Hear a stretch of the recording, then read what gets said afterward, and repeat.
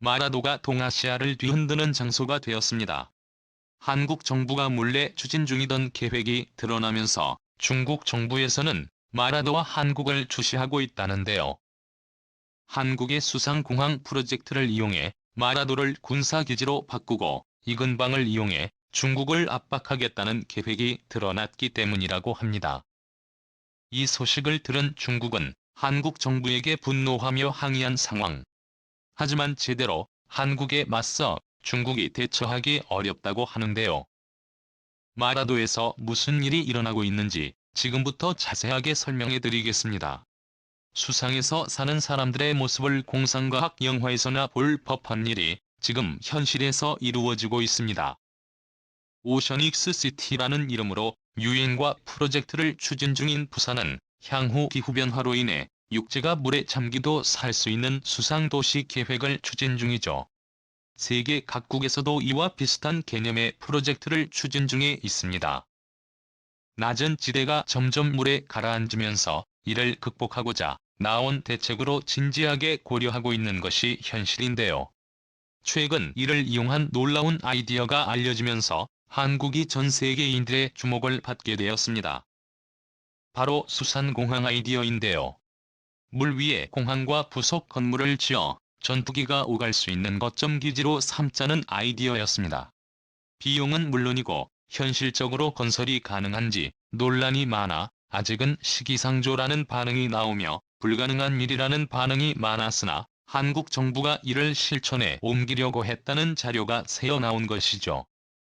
마라도 지역을 군사기지로 탈바꿈해 전투기 미군함이 정박할 수 있는 기지로 바꾸고 이를 중심으로 남중국 해지역을 관장할 수 있는 기지를 짓자는 계획입니다. 제주 해군기지와 마라도 군사기지. 이후 여도의 해군 기지를 지어 향후 세력을 넓히려는 중국에 대응하자는 것이 주요 내용이었는데요. 제주 해군기지 방파제 안쪽 수역을 군사시설보호구역으로 지정하자는 문제로 인해 실랑이를 벌이던 도중 밝혀진 자료로 마라도를 중심으로 수상공항을 짓는다면 비용 면에서 아낄 수 있고 이후 여도까지 연결하는 군사기지 연결에도 도움이 될 것이라는 내용이 담겨 있었습니다. 한 국제 분쟁의 소용돌이 한가운데에 놓인 남중국 해와 관련 한국은 어떠한 주장을 펼칠 수 없고 중국과 일본, 미국까지 남중국해 중심으로 기지를 건설한다고 하는 반면 한국은 가치는 영국이 되기에 이를 방지하고자 수립한 제안인 것이죠. 수상공항 아이디어가 나왔던 것은 제2차 세계대전 당시 영국이 처음 고안했던 아이디어였지만 기술적인 한계에 부딪혀 실현할 수 없었습니다. 그 이후 이를 진지하게 채용한 일본이 메가플로트 프로젝트를 세웠죠. 1995년 일본 민간기업 11개사가 공동으로 연구조합을 설립 수상공항을 설계하고 이를 테스트하는 것을 목적으로 개발에 돌입했습니다. 도쿄만 위에 수상공항을 세우자는 것이 최종 목표였죠. 4급 활주로를 갖춘 축소형 모델은 실제로 건설되어 아이디어가 공상의 산물이 아니라는 것을 증명했습니다. 하지만 이후 기하급수적으로 건설 비용이 늘어난다는 점에서 메가플러스 프로젝트는 좌초되고 말았죠. 시간이 흐르면서 메가플로트에서 시작한 수상공항 기술은 수상도시 프로젝트를 수립할 정도로 발전되었습니다. 초대형 구요. 해양구조물로 발전되면서 수상공항은 의지와 돈만 있다면 국가 단위로 실천에 옮길 수 있는 프로젝트가 되었는데요. 공항을 짓기에 적절하지 않은 마라도지만 수상공항을 건설하기 위한 육지를 제공한다는 점에서 훌륭한 군사기지 장소가 될 수 있습니다. 일본과 중국 사이에 위치한다는 점 역시 군사기지로서 더할 나위 없는 지리적 이점을 가지고 있죠. 이 계획이 알려지면서 한국은 물론이고 일본과 중국에서도 큰 반향이 일어났습니다. 사실 몇 년 전까지만 해도 한국은 수상공항까지 지으며 마라도를 군사기지화할 계획은 없었다고 하는데요. 제주 군사기지만 이용해 항모는 물론이고 해군전단을 운영할 계획이었다고 합니다. 하지만 이 생각이 바꿔선 중국이 남미와 태평양을 연결하는 거대한 진출을 목도한 뒤로 바뀌었다고 하죠.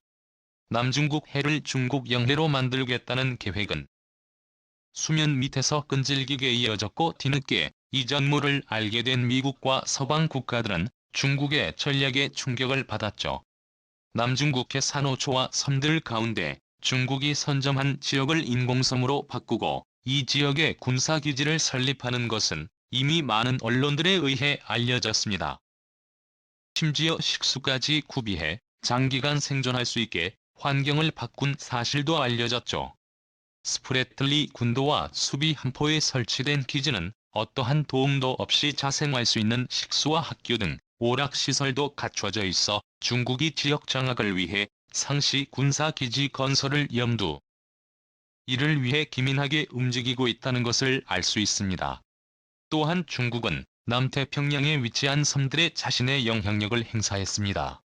그러나로 인해 경제 위기는 물론이고 식량 위기까지 겪은 남태평양 섬나라들은 생존을 위해 도움을 요청했는데요.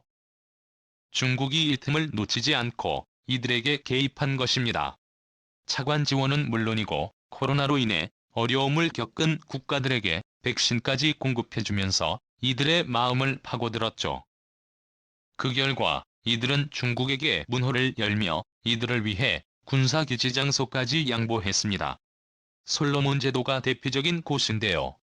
마나세 소가 발해 솔로몬 제도 총리는 중국과의 양해각서를 통해 중국 군함이 언제든지 이용할 수 있게 항구를 열 것이며 중국에 보여준 의지를 잊지 않겠다고 말했죠. 이에 화답하며 중국은 솔로몬 제도에 환대해 감사를 보내며 이들을 위해 경제 지원을 아끼지 않겠다고 답했죠. 심지어 왕이 외교부장이 솔로몬 제도를 포함해 복수의 태평양 섬나라를 방문 중국과의 협력을 강화할 것이라고 밝혔죠. 미도 중국의 영향권 아래에 들어와 있습니다.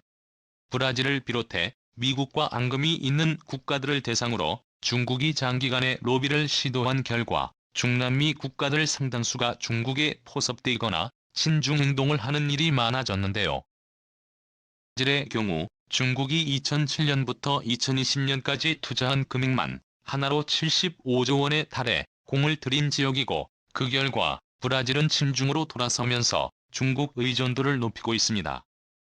만약 중국이 브라질에게 군사기지를 제공할 것을 요청한다면 내줄 정도인데요. 남중국해의 남태평양 남미를 잇는 중국의 큰 그림은 분명합니다. 1대1로의 태평양 버전이라고 할 수 있죠. 미국이 대만, 일본, 동남아 국가들과 협조해 중국을 가두려고 하는 것에 반발. 중국은 이를 돌파하기 위해 남중국해에서 남미에 이르는 방향으로 영역 확대를 노리는 것입니다. 이 큰 천막으로 중국을 질식하기 위해 압박하고 있다면 중국은 긴 창으로 천막을 찢어 미국까지 위협할 수 있게 태평양 전력을 조정하고 있는 것이라 할 수 있죠. 당연히 중국의 진출을 반대하는 미국과 동맹국은 이를 가만히 두고 볼 수는 없는 상황. 미국은 태평양 국가에게 지원을 약속하며 다급하게 세력을 규합하려고 했고 남미 국가들을 향해서도 백신과 경제 지원을 약속하며 중국의 영향에서 벗어나게끔 유도하고 있습니다. 태평양을 중심으로 미중 간 힘겨루기가 진행되는 가운데 한국이 말아도 군사기지 안을 꺼내면서 상황이 반전되었습니다. 중국 입장에서는 당황할 수밖에 없었죠. 그러지 않아도 미국 쪽으로 돌아선 한국에 대해 중국은 불편한 감정을 숨기지 않았습니다. 조 바이든 미국 대통령과 윤 대통령 사이에 한미 회담 이후로 한국은 조심해야 할 것을 경고하며 날을 세웠죠. 그런데 마라도를 중심으로 남중국해 지역으로 한국이 세력을 확장 군사기지를 통해 해양 주권을 지키려는 모습을 보이자 중국에서는 당황을 감추지 못했죠.